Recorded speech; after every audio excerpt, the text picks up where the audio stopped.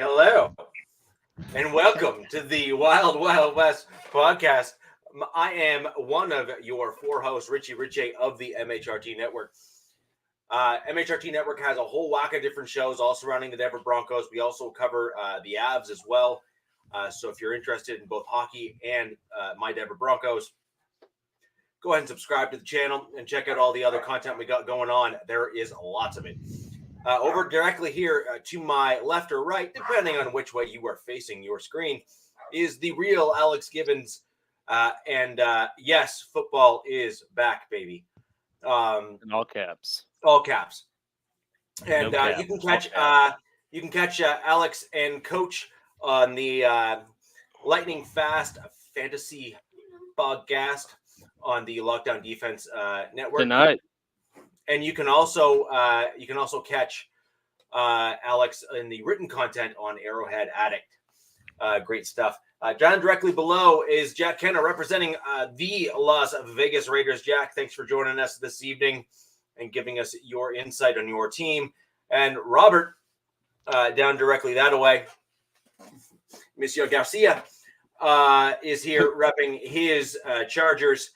As the fan base for the Chargers is quite excited. I'm mentally preparing myself for tears from the Chargers because if you guys don't basically blow out your first game, I just think that there's going to be a lot of whining and crying, and so I'm getting myself prepared just mentally for that to take place. Wow. I don't think it's going to be a blowout, but yeah. That would be nice to see that repeat. Based on all the Twitter comments from all the Chargers fans, they're basically saying we're going to kill everyone this year, and it's going to be this is the time of year for that. I mean, Yeah. Chargers are Super Bowl champs every year. In August, The Charger September. fans, I think we're going to kill it this year, or just absolutely, stomp the league. We're or gonna go all the way. Yeah. You can do it. I think Kenna would have something to say about that week one, Robert. So I'm sure we'll get into that. Oh yeah. Absolutely. So You bet. we have some interesting games this week coming up. First and foremost, though, I think we should review some of the AFC West news that's come out just to kind of get that out of the way. Obviously, the biggest news I would argue probably this in this cycle here in the last week is Patrick Surtain's contract. That was obviously a bit of a whopper that just dropped today, actually this morning. I didn't even know this. So average per year is $24 million. Damn. Corner. That's about $2 or $3 million higher than the guy below him. So my only $6 million. Yeah, for 4 years. So it's a shorter deal because normally they go 5 years, right? Mm-hmm. So it's a shorter deal, but then a higher average per year a little bit there. So he can get kind of double dipping then in the contracts and get paid more sooner. What's the guarantee on it? $77 million, I think. 77.5 million. Worth every penny. So obviously my main concern there is he was obviously outperforming his rookie deal and rookie contract, which is great. That's what you want from a first-round pick like that. However, we are no longer in the, oh my God, we drafted really well. Isn't that awesome? And I'm sure that every Broncos fan was not liking my take on it in the way that I'm framing it, but I think it's important that you frame it this way, which is, all right, so he's getting paid to be the top corner in the league, so I expect him to be the top corner in the league. Otherwise, at this stage here, Jack, not to kind of disclose behind the scenes stuff, but you and I were talking about Max Crosby and how he's performed over these last years since he got paid. I would argue that he has either performed to or outperformed his contract, given stats and what he's been able to do. And as a result, if I'm a Raiders fan with Max Crosby, I'm like, thank goodness we paid the man, and yes, keep paying him. We don't want him to leave, right? And that I think is a fair approach. So now with Patrick Surtain here, you need him to play at that top caliber role, and it'll be very interesting to see if he's able to do it. Yeah, that's kind of crazy. It's like in one aspect, what we were talking about before the show started, and salute to everybody out there. It's just that I looked at Max's contract. It's like 18, 19 million. It's kind of a And steal. Surtain's getting paid, $5 million more. It's like, ooh. If we're gonna, talk about the players, that's kind of then an ouch. I think it's definitely a not non-biased approach to it. I mean, it's the right move. I don't think it's Surtain's a guy that you're trying to let walk. No. He's just, in my opinion, he's that good. He's For getting. sure. I think him getting.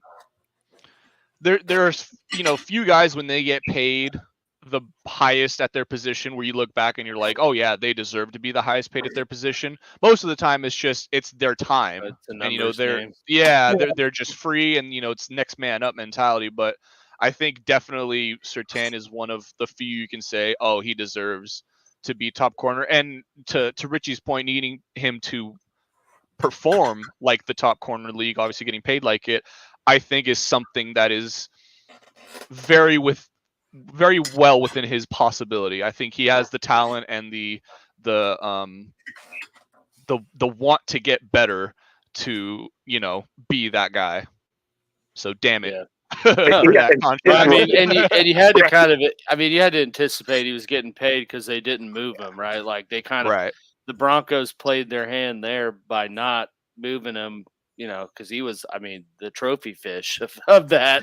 If you're doing something like that's the biggest haul to rebuild with, so you knew it was coming. And yeah, I think it's a move you have to make. It just, it kind of blows my mind sometimes when players get to get the title of like highest paid, whatever, and it's almost just like now it's just because it's their time to get paid, and it's now like, well, it just like players have a lot more bargaining power, I feel like, now than they used to, because it's like, well, I think I should be the highest paid corner. If you don't think that, there's going to be some team that will pay me that just to get me in their door. So whatever. And it's like teams are paying these guys. Because not to say that Surtain is in no way bad, but if you go look at his season accolades, it's not like he was blowing it away with first team all pros and everything, which some of it's like a popularity thing and stuff like that. But I would feel like 10, 15 years ago, someone that didn't have that stuff would not. They'd be like, yeah, you're not going to be the highest paid corner. Like I'll give you. They look at, okay, here's what Ward makes, 20. I'll pay you 19 and a half. And you should be grateful for that. So it's just, it's crazy now how the like bargaining power shifted to the players and that almost just any rookie who's done remotely well for their team is going to become the highest paid player at their position. Like it just seems that's not to throw shade on Surtain. That's more of like, just thinking of how like all these off seasons go, and you just see like this slew of receivers all getting $500,000 more than the last one, and it's like outside of two of them, what if some of them really done? Like, yeah, sure. and I don't know, it's crazy, but yeah, that the move the Broncos needed to do, and I think solidifies kind of the leadership on the defensive side of the ball, and you kind of set your your corner piece of your passing defense for the next 5+ years to build around that or complement that. So it's definitely the move to make, and good for Surtain. I'm gonna message him, see if he'll give me some money. Hey dude, you don't know me. It'll last like 5 minutes too. Tomorrow there may be another guy who gets paid, and he's not. That's what I'm saying though. Like there could be someone who's going to come up, and they'd be like, "Well, this is what I want." So let's do it now. Like even the whole Jamar Chase thing, like he's sitting out and he still has a whole year. It's like, because he just is like, well, I don't, and if, it's just weird to see how some of it plays out now versus in that, earlier days. In that case with Jamar though, it's, he's right in that they really and it really is in the Bengals' best interest to sign him right now, because this is going to be the cheapest. Only going to get more. Yeah, exactly. This is exactly what the Cowboys did. They didn't sign CD for the entire offseason until they waited until all those other wide receivers got signed, got their big money, and now they have to pay the premium on him. And it's like, you could have saved yourself what, $5 mil, $6 mil a year. Yeah, At least. Yeah. that's what I don't get. It's like, I mean, not to get off of like track, but yeah, if I'm Jamar, why wouldn't I wait as long as possible? I mean, I guess unless he's just worried of injury, but it's like someone's gonna pay you, dude. You're Jamar Chase. Like Exactly. like I mean, I think if you're Burrow too, you don't want him to go anywhere. There's no way. you Oh, can't. absolutely not. No, but if I'm Jamar, I'm not playing at all. I agree with He's that. gotta play. Nope. I'm just saying, dude, if I'm his agent, like, dude, go look at Le'Veon Bell. Prime example. Your ass is playing. I don't care. The thing is, though, the Bengals, like, they tied themselves to Jamar. They have to sign him because you already said you're not going with T. He's a free agent after this season. You already let go of Tyler Boyd prior or something like that. Ooh. So, well, yeah, I mean, he was their 3, but you know, like, you already let go of the other dudes, so it's like you let Mixon go. You let Mixon go. You've made all the moves to pay Burrow and Chase. You took Jamar with the 6th pick. You better re-sign him. He outperformed the pick you took him at. If you don't re-sign him, like you said, somebody will. He was already picked very high, and he outperformed an early round. And he wasn't a bust. Right, he wasn't exactly. an absolute bust. So exactly, and he's getting paid. That's pretty much, I think, the threshold now. Right. Like, where do we draft him? Was he remotely decent? Yep. Pay him. Yeah. But with Jamar too, it's like, you got the time to work with it. But yeah, that'd be a good question. So Robert, maybe you might sit out. Hey, so it's your you can't for fantasy. Survival pool, man. Yeah, I mean, it is still a Patriots. Let's it is. That's true. That really doesn't make a difference. Pats are gonna lose pretty much everything. Yeah, man, they're probably gonna be bottom 2 or 3 team in the league. Right, but they're gonna be rough. So, but if I'm Chase, I know that I am basically the offense runs through me. Exactly. And so, if the team is trying to mess around with him and not do it the right thing, I'm going to say, okay, this is supposed to be a mutual respect. Like, we are supposed to have a mutual respect for one another between you as my employer and me as your employee. I am not looking he shouldn't be looking for some stupid number, but he said a penny more. but he should be looking to be the highest paid receiver by a small margin, and that should be fair and okay, right? And if the team is balking at that, then, but I actually think that you sit 1 to 2 games, let the team spiral. Now, the problem is ideally he needs to sit and let them lose the first game and be like, see, they're absolute ass. Right. If they lose the first game to the Patriots, he's got all the power at his disposal. That's what Chris Jones did. He sat out, and I mean that he wasn't the total factor of why they lost, but it didn't help that he wasn't out there. And then they lost, and boom, worked the deal out probably that night. They're like, hey, we're not gonna do this again. We need to talk to you. Same with the Cowboys and Emmitt Smith back in the day when he was like one of the first few players to hold out. He holds out the first 2 games. They go 0-2. He comes back, they sign him, and they win the Super Bowl. Now, not to say that the Bengals are going to go and win the Super Bowl, but he's that kind of player in the terms of he's your offense. You're taking away pretty much all chances of getting to that without him. So. Yeah. And in that division that they're in, I mean, we already talked about it because that's the division we play this year. It's a bloodbath. I mean, they're already looking up at Baltimore, and potentially level with Pittsburgh. Yeah. And the Browns, honestly, both of them. Any of them, right? Because all those teams have great defenses. So it's like, I mean, think about taking out your biggest offensive component, one of them. Well, I mean, pretty much your biggest weapon. Yeah. Like you're gonna not do good in your division. Yeah, your most explosive. You're gonna have a bad time. And you know what? You look at the records. They said like the worst team on there is supposed to be like Cleveland at 8-9. I mean, that's your worst team. I mean, 3 teams made the playoffs last year. 3 and the one that didn't was the Bengals because Burrow got hurt. And I mean the Steelers in that division last year, they went 5-1. Like people forget that. That's and their defense they went, is like their defense solid. But if Russ They're better than solid. That's the problem. right, yeah. if Russ slash Fields can give them anything Remotely more competent quarterback play. than what was getting, what quarterback play they were getting last year, They're right they in could it. they could easily contend in that division too. So yeah, it's that'll be interesting. But yeah, Something to keep circle an eye back on. to the West. Yeah. Sertan, though, Yeah, that was so good move for the Broncos in my opinion. Yeah. so Yeah, very good. My concern with Sertan is, well, I think he's definitely that caliber of player. He's certainly outperformed that contract, et cetera, et cetera. I don't think this is a knock on him at all.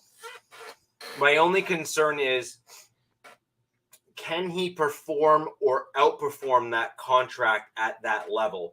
Because that is the benchmark now. Like, this is not meant to slander or any. That is the benchmark. And so, for example, I'm looking at these guys, Alex and Jack, and you have Chris Jones, who I would argue outperformed his contract given what he was able to do for you guys in your Super Bowls there.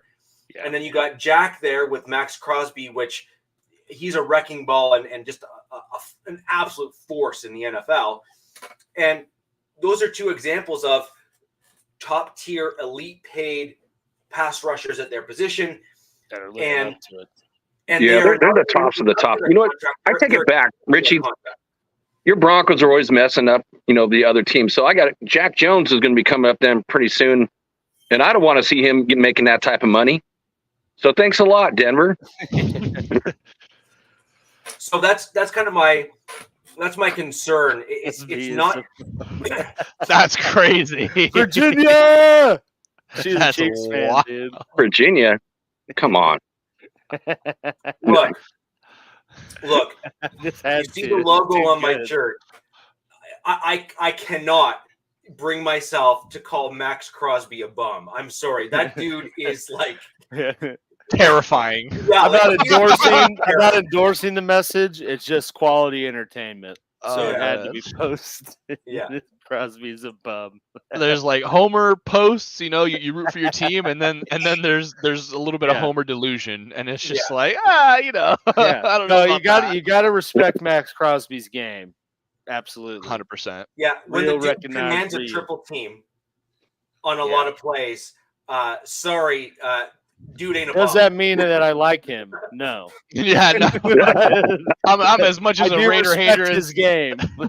I'm as much as a Raider hater as the next guy, but that dude is. And that doesn't mean that I have to like what I'm saying, but it does mean that I believe what I'm saying. Yeah. Right? Yeah. Right.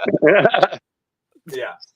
Oh man. So, I got to deal with him week 1 too. So anything I feel.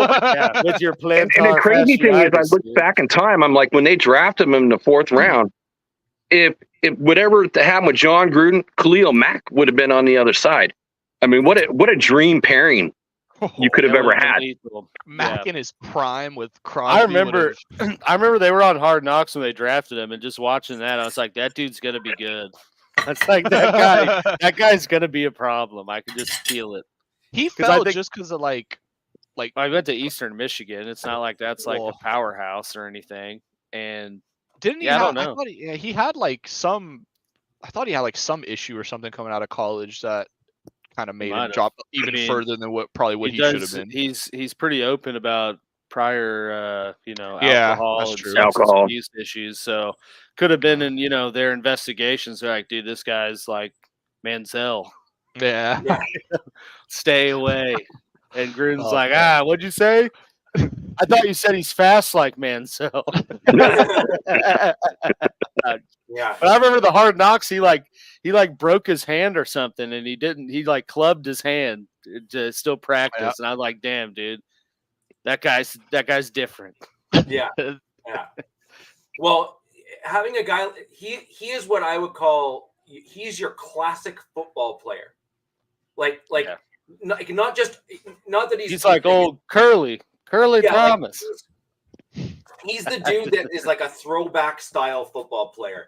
He kind of reminds me, obviously, I think Crosby is a little bit better, but he reminds me of Derek Wolfe from the Broncos a little bit. Virginia gets it, dude. Manziel Could could have been- have cold have been great. Could have been great. Good. I agree.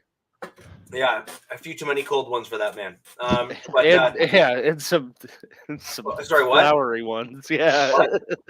A lot of things. Huh? And then he wanted to blame Brian Hoyer. Yeah, Oh, Hoyer.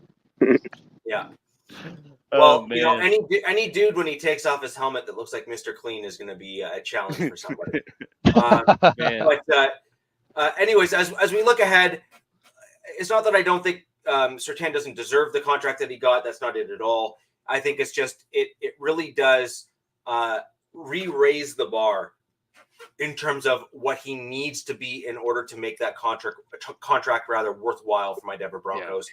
Yeah. And frankly, as soon as he starts slipping, I think it's also going to be a fair comment and statement to make that, was that really in our best, in our interest? You got to wait and see. You don't want to look at it as like one of the worst contracts given. Well, it can't get any worse than Russell Wilson, right? No. Let's put it this way.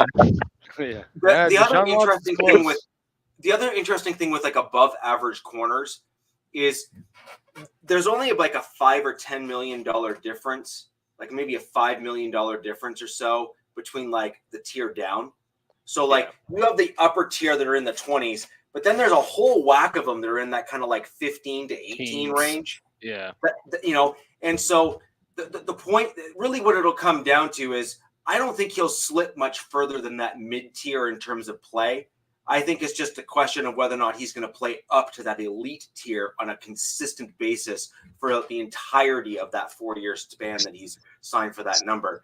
And so worst case scenario, and he's already proven this with his play so far, is his floor basically is like an 18 mil a year corner in terms of level of play. So then the question is, can he maintain this, 20 plus million level play on field? Yes or no? That's the real question at play here. It's not that he's not going to turn into a Russell Wilson who is signed for, some ridiculous number and then turned out to be like a practice squad cut. Yeah. You know what I mean? But he's absolutely needed. Your team really needs, a Surtain. I mean, with some of the quarterbacks, which I'm not saying mine, these guys over here, yeah, they're quarterbacks. You need a player like that. And I'm curious, and with the contract, is it just like adding on to the end of his rookie deal, or is it like starting right now and how they split it up? I think he's playing his 5th year right now. Playing his 5th year, and then his new extension kicks in. Now they may have extended and fronted him some money to spread that cap Initial hit out. Spread that cheddar out. Yeah. So he may have gotten the signing bonus, and then in turn they've spread that cap hit across this year and next. Because you got to remember, we did save several million actually in the cut of Tim Patrick. Millions. I'm still mourning that particular loss. I was waiting for you to bring that up. But yeah, you weren't here. Allowed us the ability to absorb within the same cap year in this year, even with the Russell Wilson cap hit that we've taken this year as well. Our ability to kind of absorb something like that, and I would be surprised if we didn't extend it into this year to kind of help with it. Keeping in mind that our cap hit for Russell Wilson next year is a fraction of what we're paying this year, even though there is a cap hit next year. That would hurt. And then we're free and clear after the 2 seasons. We basically split it. So we took the majority of it this year and then a much smaller portion next year. And at the end of next season, we have no on the books cap hit for Russell Wilson. So we're really absorbing that entire cap hit basically between 2 seasons, which is not insignificant, but nonetheless needed because, frankly, Bo Nix, even in preseason, has already looked better than Russell Wilson for the entire season last year. So it's undeniable when you watch him on the field. So Richie, so when you heard the news with Patrick, did you cry? No. I know he's your boy.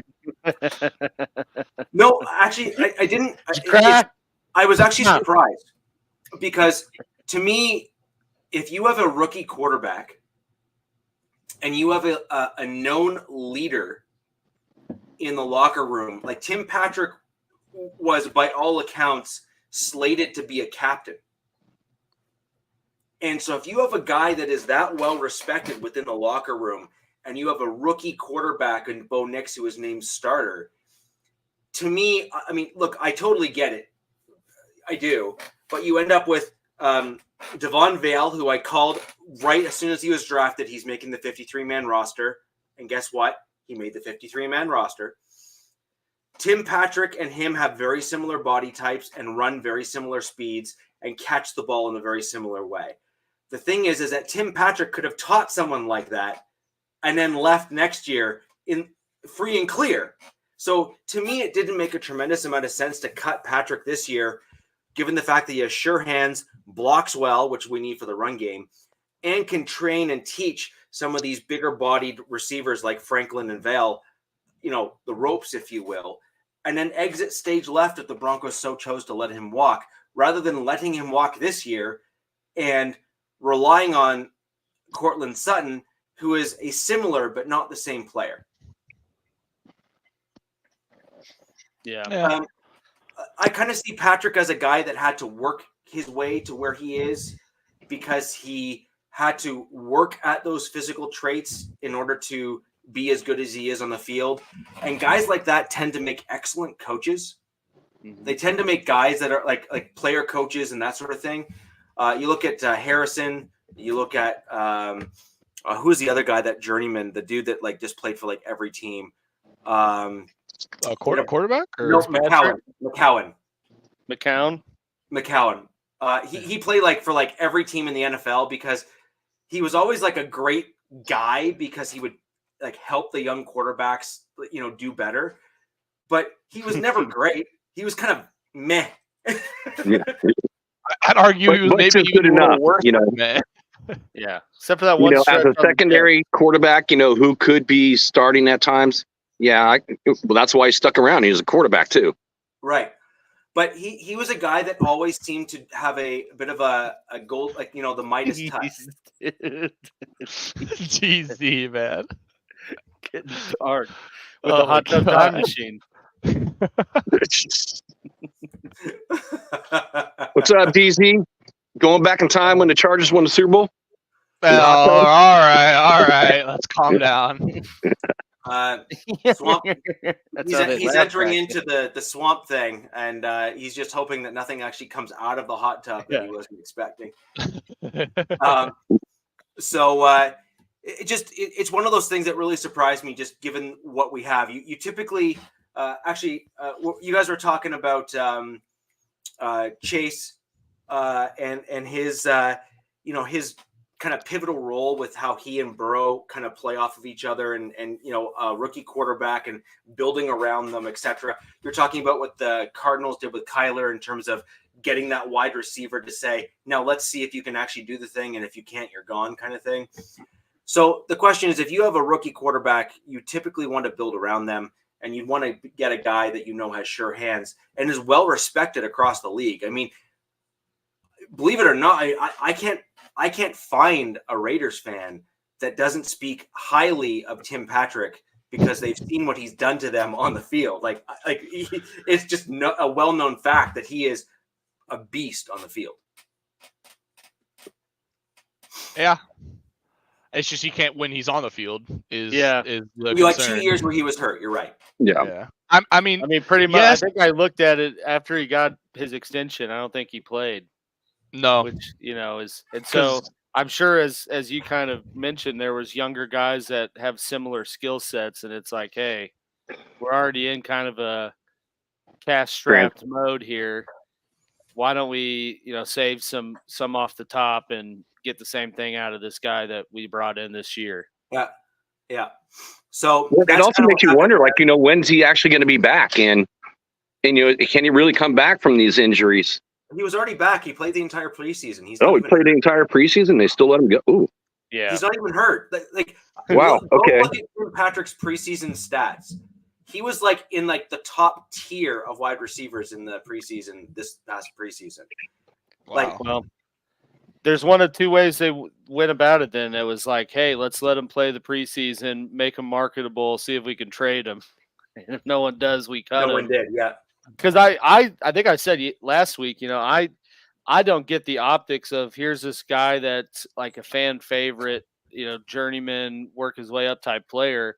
We signed him to this extension and keep him around essentially through the whole period of it, only to release him at the end when he's finally healthy. Yeah.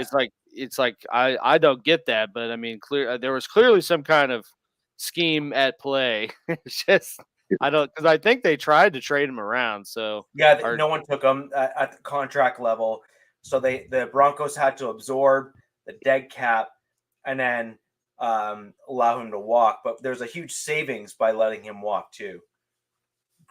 So it is what it is, and he could well actually play himself into a pretty sweet little mid-level wide receiver contract if he can prove that he can stay healthy this season and show that those injuries were simply just, anomalies, because he was healthy the entire part of his career, never missed a game. And then 1-2 hurt. And then, so if he can kind of continue to show he can be healthy again, then he could well play himself into that kind of like that $12 million a year style, like wide receiver contract that we see with the number 2s and number 3s that seem to get signed that are pretty good. I could see him earning something like that if he can stay healthy and do really well this season.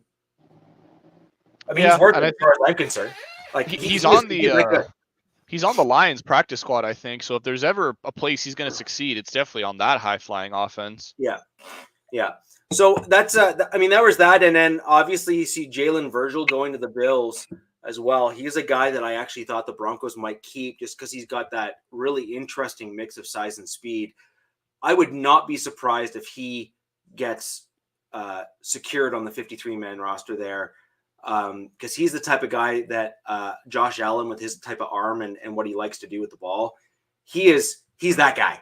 He's the dude that you're 6'1", and you can run blazing fast and get wide open downfield. And Josh Allen is like, how far can I throw it? I think it's actually because you guys ended up signing Donald Parham from our practice squad too, or actually I think we just straight up released him, but you ended up signing him from us. I think he's going to be great for Knicks in the red zone, just having that big 6'8" frame. I mean, it's a big target. It's hard to really overthrow him. Obviously, his thing is just same thing. Can he stay healthy? Because he's had injury bugs all throughout his career. But I think with signing him, it makes sense to let go of Virgil. But I mean, how do you feel about it? I don't think Parham's going to last very long. Yeah. Because we already have an athletic freak who's raw and is an extra man on our team because he's an international player in Yasmin. And at the end of the day, a difference between a tight end who's 6'8" and a tight end who's 6'5" or 6'6" is not a huge difference between A and B, unless that tight end is like a true athletic freak in terms of speed or some variation of it. Parham is tall and athletic for his size. He does, and he doesn't block well. Yeah, that's the thing. That's why we released him, because he doesn't block well. Yeah, he doesn't block well. So, we already have Dulcich, who's frankly, I think, a better tight end in terms of the really big wide receiver tight end Y style role. And so Parham isn't better than Dulcich. He's just not. Dulcich is another dude that, a stiff wind, breaks a hamstring on him. But when he is healthy, he is a very, very gifted pass catcher from the tight end position. And I just don't think Parham is better than Dulcich. And we already have a guaranteed extra spot for the entirety of the season for the international guy, who I think is as freakishly good of an athlete as Parham. And he's only like an inch or two shorter. So it's not even that, like, you're not losing much. Not comparable. Right? Yeah. So anyways, I just thought that was kind of an interesting thing. I mean, I think it's an interesting thing that we signed Parham, right? I could think it's interesting the fact that we kind of wanted to see what he could do. And I think Peyton is really interested to see if, with different coaching, could he actually improve his blocking skills, because he's obviously got a big wingspan due to his height. Right. And so, can he be coached in a different regime? Can't teach size. No, you can't. Like, you just can't. And so if he can learn or maybe take to a different coaching technique that would be different than he was getting under the Chargers, which, by the way, happens all the time where it works. Okay. And so we'll see what happens there. But at the end of the day, I think I'm just willing to play the odds. And I think the odds are he's probably not going to last very long. Yeah, I would agree with that as well. So interesting stuff. I think we saw some interesting moves over the yes, I agree. He is. He is. I think we're going to see some interesting stuff this week. I think you're going to start seeing the melting away of the vanilla versions of our varying offenses into game planning and specific style plays. So this is really where the rubber hits the road, and where we kind of see what our coaches and offensive coordinators and whatnot actually wanted our teams to look like, not what we were pretending we were in the preseason. With that in mind, I want to throw to the divisional rival that's coming up. Well, before you do that, I have a question for you, Richie. So tell everyone that's out there, who are the Broncos playing, so they know. And then what do you think your score is going to be at the end of the game? What, the Sea Chickens? Yeah, well, the Sea Chickens. Well, like I said, a lot of people may not know. I mean, they might be, fans from other teams. So yeah, so the Broncos are playing the Seahawks, which is a bit of a repeat, actually, of what we had last year, where we played the Seahawks as well. And I don't know if this was purely intentional or just kind of the way the chips fell, but we barely lost to the Seahawks last game with Russell Wilson. And if this was intentional, then it was smart move, in my opinion, by the NFL, because the Broncos with Sean Payton in year 2, Bo Nix, the rookie quarterback, coming in, outperforming, looking way better than most people thought he would, being named the starter. We don't have actually, the best way I've heard the Denver Broncos describe this year is there's a tremendous amount of talent on the Broncos, because we kind of saw how well we were able to gel and work together in the preseason and what kind of product we put on the field. But we don't have the name or brand recognition out of a lot of our players, because they're not household names yet. I think you have Quinn Miners that's turning into a household name. I think you have obviously Pat Surtain, who's kind of turning into that household name. And then the other guys are still kind of growing into that role where, at some point they may eventually become those household names. Max Crosby at one point wasn't a household name, but he sure is now. Right? Like, yeah, he sure is now. And everyone starts somewhere. And I think that the Broncos are just a very, very young team. And I think you're going to start seeing a few guys pop this year on the Broncos being in that same scheme that better fits them. And I think we're seeing a certain draft style emerge from the Denver Broncos that is grittier, tougher, this type of football that I prefer to see on the field, as opposed to, this, backyard sling it all around and hope it works kind of nonsense that we saw when Elway was the GM. You're definitely not wrong about that. It's just even in this offseason, you can see the night and day difference between the old regime and the new. I can attest to that very, very much so with my own team, showing the difference in regimes. But I guess kind of getting into it now, we have our first matchup this week, and it's a divisional one. Yep. Yes, sir. So, Jack, I wanted to throw the question you threw at Richie over to you before we kind of start this off. What do you think the final score of the game will be? I think it's going to be a low-scoring game. Week one, you look at, our edges from both teams, they're outstanding. Both coaches want to run the ball, like, go old school and just pound the rock. Yep. So I don't I don't really see a high scoring game. Maybe like, 17-20, that's kind of the range that I see it. There's a difference. You got the quarterback. I got the weapons. Yeah. You got the tackles, man, your tackles are good. And that is actually one of the things I am looking so forward to, like, seeing Alt and Max, go at it. Cause I watched Alt throughout his entire career at Notre Dame. I'm a Notre Dame fan if people out there don't know it. And Really? He's a stud. I mean, Alt's a You stud. don't say. Yeah. Just a wee bit, But yeah, that's going to be the most exciting thing to watch is to watch that battle. I'm going to be watching that more than anything else. So yeah, I think it's like a 17-20 game is where I see it. I'm right there. I'm right there with you in terms of the score. I don't think it's going to go like, we're not going to probably break 40 combined points. It's definitely going to be a low scoring kind of like a gut punching, just like back and forth, not slugfest in terms of offensive output, but just slugfest in terms of, I feel like each drive is the goal of each defense is to just make the other offense feel pain.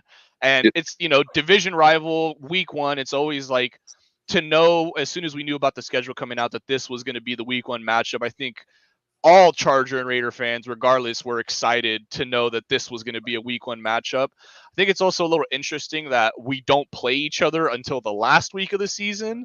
So these two teams are going to look completely different from what we played, on Sunday versus at the end of the season. Absolutely. To give my pick, I'm right there with you in the low score. I think it's going to be, just to go a little different, I think it's going to be like a 24-20 game. Or I'm sorry. It's going to be like a 20 to like 14 game. I think it's going to be. I wouldn't be surprised if there's more field goals scored between our two teams than touchdowns scored. It's going to be like that kind of slow paced because, like you said, it's going to be straight running the ball. Your strength on the team is the defense. I feel like our strength on the team is the O-line and, probably the run game, I'd say at this point. I don't really know what our strength is based on just so much change happening. But I agree with you 100%. That matchup between Alt and Max, that is going to be like, my eyes are going to be glued to that. Me too. I mean, I can't wait till next week and we can just talk about it. You know what I mean? Yes. That is going to be like the talk of the day. Almost forget, the game afterwards. I want to talk about that. Yeah, so much fun. 100%. And I do agree with you. I think it's going to come down to the special teams. And it's also going to be so interesting with, the new kickoff. And it's like, an ex-Bronco who made the squad for the Raiders, they switched him over from running back to wide receiver in McAllister. That was the first, punt return the Raiders had since, I think, 2000, what they said, 17 or 18 or something crazy like that. In a while. And he's a fast kid. He's like a 4.34 40, like 5'10". So I can't wait to see what he does on special teams. And I was like, I brought this up last week. I'm like, why do you keep 7 linebackers? 7. And I think it's all about the special teams. So I believe that the special teams will also, besides kicking field goals, which I totally agree with you, Robert. I believe, there could be something, that could, again, be in the first week, on those new kickoff rules, and something could explode on that. So, I mean, that could be a game changer as well. Yeah, I love the fact that I know it's a little bit weird that we don't play each other again until literally the last game of the season. But I think it's going to be a really good like measuring stick for where we see ourselves in the season. Because I'm on the path of believing that the Chargers are going to be like, somewhat competing potentially for a wild card spot. I'm not going to sit here and say they're going to blow anybody out, but I think they won't be as big of a cakewalk as they've been in the past under Staley with that just ferocious defense. So I think it's going to be, I definitely think in our second game, there's going to be a ton more scoring than what we have this week. Week 1 in the NFL is usually really weird because there's so much unknown. And it's the hardest. There is. You got to think of it. You got a new head coach, new offensive coordinator. I got a head coach that's coming in, only new GM. Head coach for half the season. Yep. The GM. You have to that's beyond the point now. But I also look at it, I got a new offensive coordinator too. So it's, again, trying to put all the pieces to the puzzle together. Do I feel like, either team is going to be a well-oiled machine on offense? No, I don't see that. No, it's gonna be Rich with the friggin' khakis. Did you see Kev? Hey, Kev, man. dude. Kev's my brother, dude. I mean, Okay. yeah, it's definitely gonna be I think it's gonna be a hard game to watch. I know that may not be a popular thing because it is week 1 and we're all just excited for football to be back. But I don't think it's gonna be this like exciting, flashy plays, flashy offense. It's gonna be like just 4 yards of carry. It's gonna be, this game is definitely gonna be determined by the turnover battle. Whoever, I think, I feel very confident in saying this, that whoever team wins the turnover battle, whether it's by 1 or whatever it is gonna win this game, because one possession in this game will be the determining factor. I feel like it's going to be one of those cases like whoever wins the kickoff, or whoever starts with the ball on offense. It might be a case where if, the team who gets the ball at halftime scores going into halftime to give them that 3-point edge or whatever it may be, and they're able to, come out and score again at halftime and kind of shift that momentum, it's going to be tough for either team to get it back. So I'm very excited for this week. And yeah, I Bill think it's gonna be Belichick. great. Yeah, That was kind of his deal, right? That was his whole game plan was that double down on the right before half and then right after half, right? That was his deal. Yep. Yeah. And that could totally play into it. I'm absolutely can see it. So I hope, you guys get the ball first for sure. But, it's also going to be interesting too. I can't wait to see this just, on the opposite side, on our offensive side with the run and having that double tight end. So, the final, roster came out and they have 2 starting tight ends. So the 12 personnel is going to be huge, which I like that aspect because you got great defensive ends. Man, I love Mac. I mean, when Mac was a Raider, all the kudos in the world to him. He was all world. So to have like the tight ends on either side, if that's the route they go, for extra chip blocks or whatever on your defensive ends, I'm liking that. I am liking that because it's needed because you guys are stout on the DNs for sure. Yeah, I mean, it's also with those DNs, it's just about staying healthy. Bosa already, basically going into the season injured. Just gotta so look at him, dude. Shocker. I mean, shocker with that. But I will say though, the Rich is just like on it today, man. Got that NIL money, baby. Well, I was just gonna talk about Herbert though. I mean, by all accounts, he's perfectly fine. He came out himself and said in his press conference that he is 100%. There is no limitations. He's not wearing any kind of special sole or anything in his foot. He's just rocking the straight cleat. So, I mean, to be like fair, I said, though, is he gonna say if he's hurt? Right. I mean, he did kind of. Oh yeah, I'm jacked up. I can't move at all. I really hope they don't. No, come after me. I'm going to take him at his word, but he did kind of address it, when he said, they asked him, what was the injury? And he's like, oh, that's not something I really feel like I should share. I kind of want to keep it close to vest. So, I got to take him at his word. If he's saying himself, he's 100%, then there is no excuse. You got to go out there. He's 100%. Yeah, exactly. I heard him get in practice this week too. With drugs. I want to see some feet tackles. Let's go after the ankles. Yeah, play dirty if you have to. But this is going to be the biggest test for this O-line out the gate because it's basically not a brand new unit, but there's enough new pieces in there that it's a new unit essentially. And I mean, you're going up against arguably a top 3, top 2 pass rusher in the league and a top 3, D tackle in Christian Wilkins. I think it's going to be I think Bradley Bozeman's going to be another one that the veteran center we signed this offseason, he's going to have his hands full as well. This is going to be a big test for him because, we talked about Corey Linsley last year and the effect he had on that team. What's going on?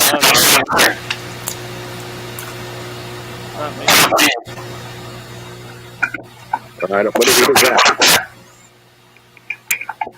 it me? All right, I'll jump out and jump back in. Oh no, still there? What's going on?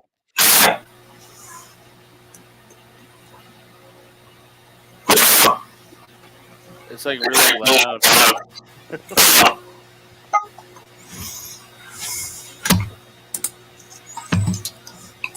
All right, I'm back. Still the same? Yeah, I don't know. Let me try.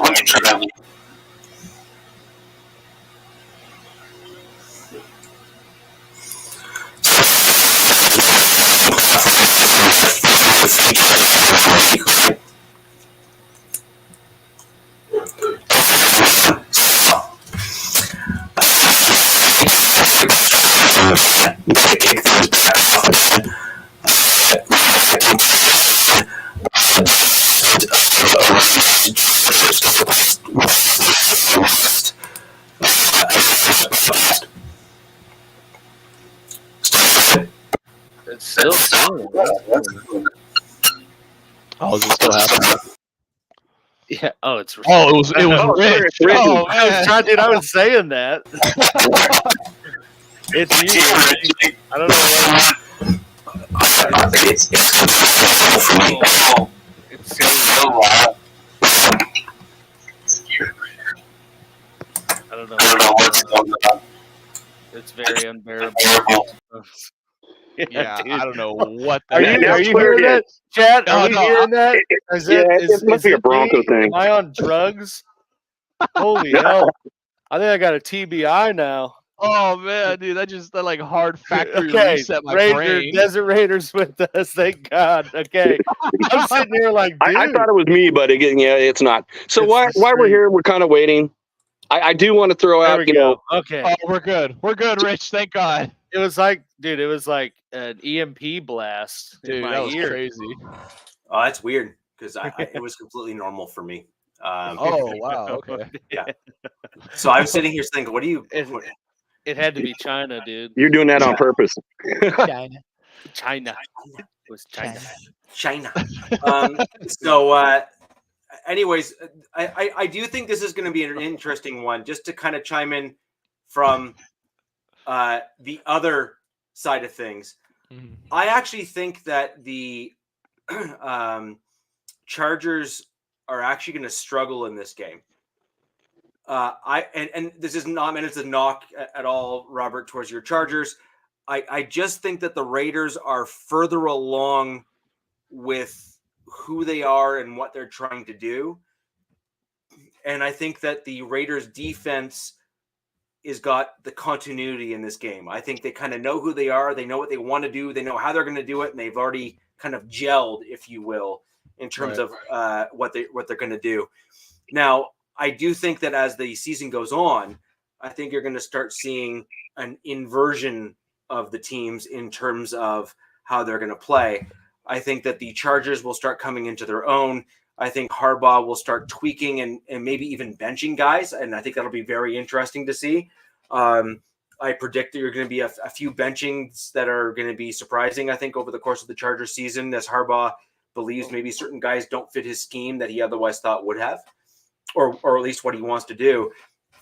Certainly in week one, though, you haven't played enough football as a team yet under the new regime to kind of work out those kind of quirks yet. And I think that what we're going to see is that I think the Raiders will, unless they soundly beat the Chargers, but I certainly don't think it's going to be quite as close of a game as you guys initially predicted. I think the Raiders will probably come out on top on that one, somewhere, some kind of a score to like a 24-13 or a 27-12 or something like that.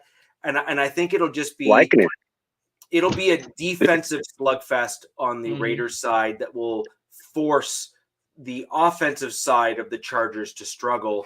And once you start having two drives that stack up where your opponent, especially a divisional game, where that opposing defense kind of completely blows it up and or gets a turnover. Yeah. It really starts to mess with you as a team. And I think that's what we're going to, in my opinion, I think that's what we're going to see. Now, I could be dead wrong and you guys could blow out the Raiders and who knows. But I actually think time will tell. Yeah, time will tell. But I actually think that in the early stages of this season, I think the Raiders are going to be a little bit more with it. I think the Chargers are still kind of figuring out who fits where and why. And then I think that as your season progresses, much like the Broncos saw last year with my team and Sean Payton, experienced coaches will adjust for sure, but it takes a little bit of time for them to truly understand the types of guys they have and the effort that they're willing to put in. Yeah, I agree with that. I think it's definitely going to be a learning curve throughout the season for this team. This team to be riding into mid-season with a maybe more than 3 or 4 game over 500 record. But I do think one thing that kind of helps us, obviously not counting the division games, but we do have a pretty softer part of our schedule to start the year. And I would definitely, and like how you're saying, as the year progresses, you expect us to kind of, get better and better and tweak things. So to have those easier games at the start of our season is always a plus, to try to get this team kind of in gear for a, potential late season push to try to make a playoff spot. I just think, I don't think it's going to be that, like you said, not blowout, but maybe like a 2-score difference in the game. I just think that the flip from Staley to Harbaugh is going to be like Staley's defense. What he trotted out there was essentially like a new team every week, and it was almost like he was changing what he was doing every single week, so there was never any continuity. It was just like trying to outsmart the opponents, when in reality you're just you're overcomplicating your offense. And I mean, you saw the struggles that we had because of it. So I think Harbaugh is definitely way better enough of a coach that you can go from, I feel like Staley's best is not as good as Harbaugh's worst, if that makes sense. Like it makes perfect sense. When I think of Staley, I think of Madden. Like, he's really an NFL coach. I feel like he played Madden. Nerd. I think we played against you guys, and I think he went for it like on 4th down like 10 times. Yeah. Who does that? Staley. Coach himself out of the job. Yeah, only one guy who doesn't have a job anymore. So yeah, he's not on no roster. Yeah. Anyway. it was just he was completely like analytically driven, and he had no feel or sense for the game of football. So that, like, Harbaugh is the complete you tried to opposite treat it of like that. Billy Bean baseball. It's like, dude, can't do that. Yeah, so like, and you're right, Jack. That's literally what it was. It was like Staley was playing Madden, and it was like, well, if I get fired, I'll just pick another team and be the head coach there. Like, it was almost like I'll just start over. So I definitely think this team will be playing a lot more physically, and that's why I feel like it's going to be a 1-score kind of very close game. I feel like the days of the Chargers, like, having that close game into third quarter, and then they just fall out in the fourth. I feel like those days are behind us. I'm not saying that now we're going to just steamroll. I just think we're going to be playing to our competition. We're not going to be playing down to our competition, which has been our MO for like the last 3 years. Yeah. I agree. I agree. I have a little different feeling about the game. My prediction is 63-21 Chargers. Oh, I'm kidding. I was about to give you a salute. Get that He in caught me. there. I'm going to give a I salute. think Now I'm ready to give Harbaugh a is middle going to finger. do everything in his power to get to 63 points and then just stop. He's going to say there. No, but I agree with you and Robert, Jack, and then I think it is going to be a close, hard-fought game because you kind of have two teams. I mean, week one always sluggish, but you also have two teams trying to kind of establish a new identity, and it's kind of like both of them. You guys are both, in my opinion, going to be trying to figure your own selves out while, figuring them out. So it's going to be, I think, a little bit of a lower scoring game than like if it's later in the season. But I have to give, mainly from just what I've seen and knowing what the Raiders have on defense, I'd have to give it to them going into this game, that if it is truly a sluggish, hard fought game, I think they have the better defense, at least on paper right now, that would kind of give them the edge to pull that out. But I mean, the biggest battle is going to be those tackles, your tackles, and I mean, keeping Herbert upright and just being able to move the ball and not be flushed out of the pocket and not be, kind of paranoid with pressure. Because I think, as Coach said, I think the biggest factor for the Chargers' success is Herbert's health and how long if this foot thing is truly resolved, great. But if not, how long the issues linger, and Right. so, and it's just kind of we'll have to see how, I guess, first drive is, but I think it's going to be a hard fought, like, close game with two teams kind of figuring themselves out. Yeah, and Alex, I completely agree. It's what I mentioned earlier. It's like I believe it's going to be between the ends, the tackles, and I think that's where the game is going to be set. So, I mean, what an awesome matchup to watch, though. Like Joe Alt against Crosby. Oh, man, that's like football fan dream right there, to get to, like, I mean, potential bookend tackle against Hall of Famer, the elite of elite pass rushers in the league right now. Like, he's going to have to find out early what he's got. So I'm excited to watch that. I love it. This is like, you're never going to find out what you have until you put him up against the best. And Max Crosby certainly qualifies as one of the best edge rushers in the league by far. I mean, I think you put him in a category with Myles Garrett and TJ Watt, and that may be it in terms of pure DNs. So I love it. I believe in the guy. I think we've all kind of agreed on this pod that he is going to be that dude. So, it's time to show us, show us why you were picked 5th overall in this draft and, the number 1 tackle in a draft that was full of O linemen. So yeah, I'm but excited for sure. He was the best O lineman coming out of the draft by far, bar none. I can't recall a game where he didn't dominate over anyone that he played in college. Yeah. Anyone. I mean, literally, it's like, so yes, I'm super excited too. Max is definitely Max, and I don't have a lot to say because we all know who he is. But yeah, playing alt is just going to be hella fun. I mean, for me, it's going to be super fun just to watch that matchup. And I really hate to say that, you got him and he's on the Chargers, and now I'm not rooting for him anymore.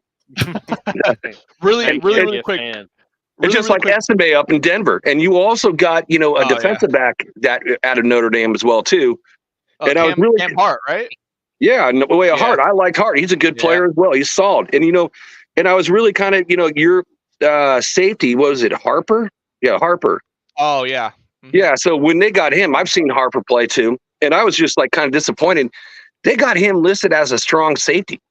I thought when they brought him, and they also DeMay Holmes, who played, for New York, I thought these guys would be lined up, as backups for, Hobbs in the slot is where I thought they would go. But neither one of them right now. Yeah, that's tough. Dang. I'm not sure. Yeah. It's going to be a great test, I think, for both of our teams. I think this is a great matchup. I think the line for the Chargers is like -3, and you usually get 3 points anyways for being the home team. So they basically see it as even, which I mean, that's where I'm at too. This to me is a toss up between who takes it. I think it should be even, and I agree. Oh yeah, it's a divisional matchup, and everyone in the division plays really tight and close games.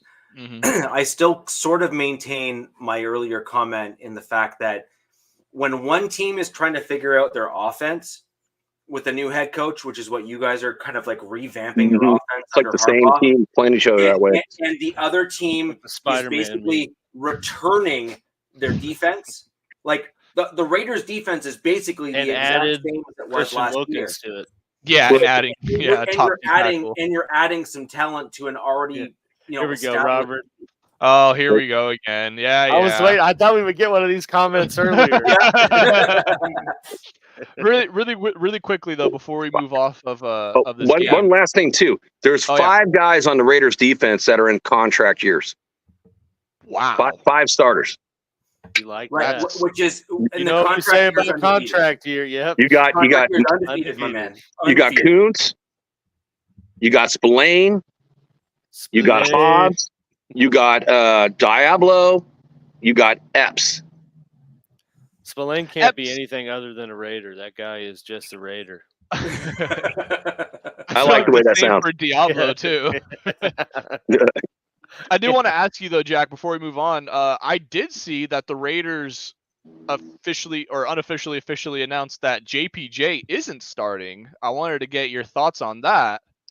Well, it had to be done. He hasn't practiced the whole offseason. So they're trying to get him up to game shape.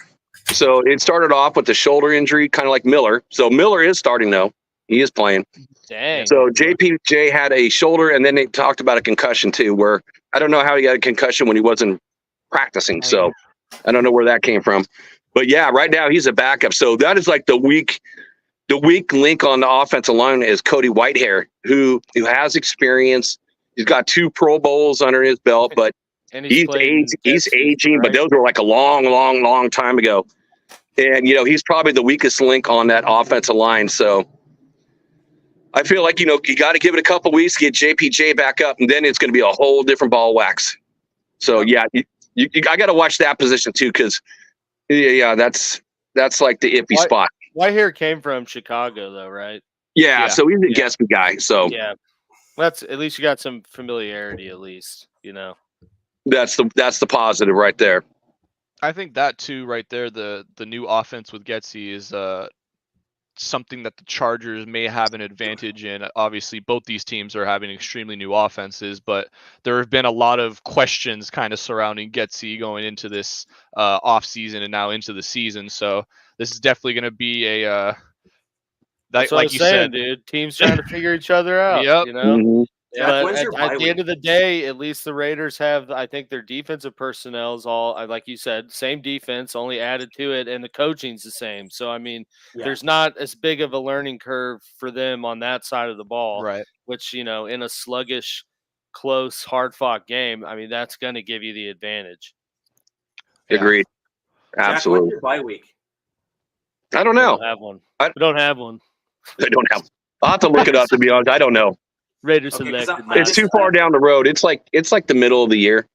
Yeah, so I'm thinking that if you're like a week 10 bye team sort of thing, like somewhere in that general range, or a week 9 bye team, that could week be 10. Week 10 okay. for them. Yeah. So that could be where JPJ you on fiber? No, they're not going to wait till week 10 to put in JPJ. I don't see that. Yeah, that's way too long. I bet part of it's just because he was injured most of the preseason. It's like, hey, we got Whitehair. We signed him for veteran depth. Let's not rush him out there and aggravate something or re-injure something, and let him get ramped up and then put him in. Because, I mean, he kind of had injury concerns coming into the draft. Well, even the Senior Bowl, right? Yeah, so that's part of the reason why he dropped. Yeah, I mean, you don't draft a guy in the second round and then just not play him unless he's just absolute garbage, which I don't think he is. So, or unless you're Roberto Aguayo. Yeah, unless you're Leatherwood. No, I'd say just give him a couple weeks. I can't see him going more than just a few weeks. It's all about for him just getting back and actually getting into football shape, because he is definitely an upgrade over Whitehair. It's not a comparison. Yeah, I think our bye week this year is week 5 too. We got a super early one. So we play the Chiefs week 4. Week 5 is the bye, and then week 6 we come out and play the Broncos. So it's kind of a blessing for you guys, though. Yeah, 100%. Like that's like, this is the thing. Sorry to cut you off, but I like my gut reaction is that's probably a good thing for your coaching regime. Yeah. It's not great for your players, because then you don't get that nice rest kind of at a sweet spot within the season. Right. But when you I think Robert would like to switch the teams, though. I think you'd rather play your Broncos and have the bye week and then play KC. Man, I don't know though, because I feel like we struggle more against the Broncos than we do against KC. So I feel like having that bye week before the Broncos game, and I'm not sure. Let me check. Is that one in Denver? Yeah, that one's in Denver. So I think definitely having the bye week Get a before week of that. altitude testing, baby. Yeah, exactly. Probably go to Denver. I was just gonna say I would not be surprised if Harbaugh flies that team out during the bye week and spends it just to get them acclimated. He is definitely that type of coach to want to prepare for something like that. So yeah, That'd be a smart move, actually. I mean, honestly, I lived in Colorado Springs. Coming from sea level in California and living in Colorado Springs, where I'm at 7,200 feet. I mean, the oxygen level is so different. Yeah, and we always, I will say though, in the weird kind of rivalry that the Broncos and Chargers have, we always win in Denver and they always win in LA. So it's kind of, I'm very, very curious to see. I like that we have all three of you guys. We play each of you in that first half of the season. Because like I said, we play all three of you before week 7. So I'm very excited. I'm very excited to see the tests that each of these division opponents are going to have for us. Because I mean, this is probably like the year I'm most excited to see us play against division rivals with the new coaching regime and seeing how they're going to compete against them. I'm also kind of curious to all the people in the chat, who's going to the game? Who's going to the game, on Sunday? I think Anthony Estrada said he's going. This game is a very difficult one to get tickets for, so I have been told. The Raiders Chargers. Oh yeah, it is rough. It's a home game for the Raiders, man. I mean, I know I talked to a lot of people in different chats and different shows, and a lot of people are going because all the LA Raider fans, this is their opportunity. They got 2 games to get to play in that stadium this year. So, and no one wants to go to Vegas. If those Raider tickets in Vegas are like super expensive when you can pay for a cheaper ticket and be in your own home city. You don't have to fly anywhere, no hotels, no nothing. It's like, just makes it easy. Yeah, for sure. I think we can move on though now. Yeah, we can. I think that was an interest. Like, I really, this is going to make week 1, I think, all the better that there's a divisional game within the AFC West that we can absolutely discuss. I think this is going to be great. I'm gonna move on to the Broncos because I think the Chiefs is going to be an interesting one with some of the moves you guys made. Yeah, I hate to do this though. I'm gonna have to go? Yeah, I'm gonna have to take my wife to the ER. What? Are you all right? Yeah, I think everything will be fine. Just okay. God bless you, brother. God bless your wife.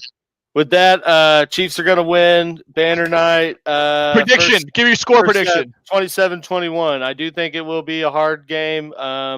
I think the Ravens are going to obviously make an emphasis to run the ball more with Derrick Henry. And, the fact that they kind of didn't do that, which some people think is the reason they lost the game.